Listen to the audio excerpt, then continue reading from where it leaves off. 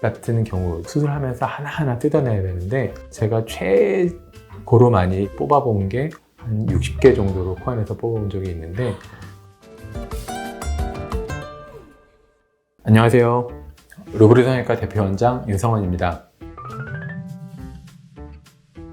실제로 코 성형하러 오시는 분들 중에 필러 시술하시는 분들 많이 계시죠? 네, 상담을 하는 분들을 10분이라고 한다면 최소 5분 이상은 필러나 실 같은 것에 대한 경험을 가지고 있는 것 같습니다. 한 번만 하신 분은 극히 드물고 2번, 3번 이상 경험하신 분들이 수술하러 오시는 경우가 더욱 많았고요. 수술하기 전에 테스트 목적으로 해봤어요 라고 하기보다는 필러나 실로 코의 어떤 불만사항을 해결하고자 했었는데 그게 해결이 잘 안 돼서 수술하러 오시는 경우가 훨씬 많았습니다. 사실 다른 병원은 모르겠지만 제가 아는 병원에서는 필러나 실을 맞았다고 해서 그거를 재수술로 고려하는 경우는 거의 없는 걸로 알고 있습니다. 대신에 수술 자체가 아무것도 안 들어간 수술에 비해서는 조금 더 신경 써야 될 부분이 많은 건 사실이지만은 아예 재수술이다 라고 얘기를 하기에는 조금 애매한 부분들이 많이 있습니다.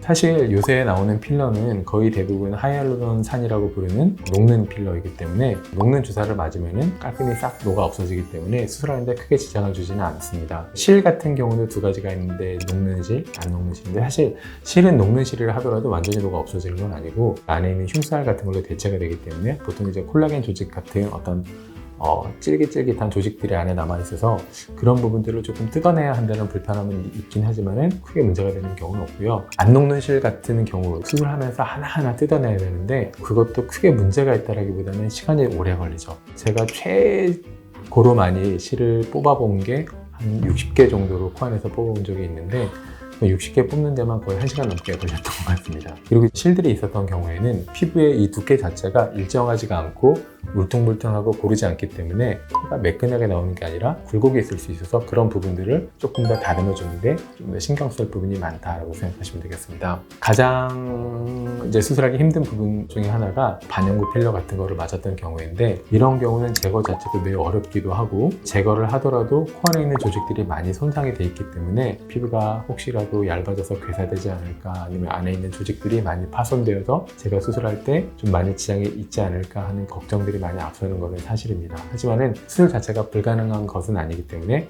좀 안심하셔도 되겠습니다. 그래서 시술하면 피부가 얇아지나요? 실을 막 주사를 한다고 해서 얇아진다라기보다 그거를 제거하는 과정에 있어서의 문제가 좀 더 큰데요. 필러나 실을 제거한다라는 거는 빵에다가 잼을 바른 후에 그 잼을 제거하는 거나 마찬가지인데 사실 잼만 제거하는 게 불가능하기 때문에 빵 조직이 일부가 제거될 수밖에 없어요. 그래서 마찬가지로 녹지 않는 필러나 녹지 않는 실 같은 경우에는 실이나 필러만 제거가 되는 게 아니라 안에 있는 조직들이 같이 제거가 되는데 그 과정에서 피부 자체가 얇아질 수밖에 없는 겁니다. 코에 있는 실이나 이물질을 제거를 하면서 안에 있는 조직이 손상을 받기 때문에 아무래도 출혈도 좀 더 많을 수밖에 없고 멍이나 붓기도 일반 코에 비해서는 훨씬 더 오래 그리고 많이 들게 됩니다. 저는 보통 설명드릴 때 이물질을 제거를 하게 되면은 붓기 빠지는 속도가 일반 코보다 한 2-3주 정도 느리게 간다라고 생각하시면 돼요 라고 말씀을 많이 드리는데 실제로 붓기나 멍이 일반 코에 비해서 조금 더 오래 간다라는 부분은 꼭 염두에 두셨으면 좋겠습니다. 사실 필러나 실이 정말 조금 들어있다면 제거를 하나 안 하나 큰 차이가 없기 때문에 제거를 안 해도 되는데 양이 많으면 많을수록 제거를 하지 않았을 때 코의 모양 자체가 예쁘게 나오지 않기 때문에 코 이물질이 많이 들어있다라고 한다면 제거를 하는 것은 피할 수 없다라고 생각하시면 되겠습니다. 일반적으로 녹는 필러는 1-2년 정도 지나면 몸에서 완전히 흡수가 된다고 알려져 있긴 하지만은 제 경험상 한 5년, 6년 동안 지나도록 계속 남아있는 경우가 있기 때문에 이런 경우에는 CT를 촬영해보고 홈 만져보고 남아있는 것 같다고 의심이 되면은 녹이는 주사를 맞아서 깔끔히 녹을 수가 있겠습니다. 수술하기 단 하루 전이라도 미리 녹이는 것을 추천을 드리고 물론 시간적인 여유가 된다면 한 달이나 일주일 전에 녹이는 걸 추천드리지만은 스케줄상 그게 안 된다면 할 수 없죠. 물론 그럴 때에는 이제 좀 더 모양을 계획하는 게 약간 까다롭기는 한데 그래도 수술 당일날 녹이면서 수술하는 것은 충분히 가능하고 수술 결과에 크게 영향을 미치는 일은 아니라고 볼 수 있겠습니다.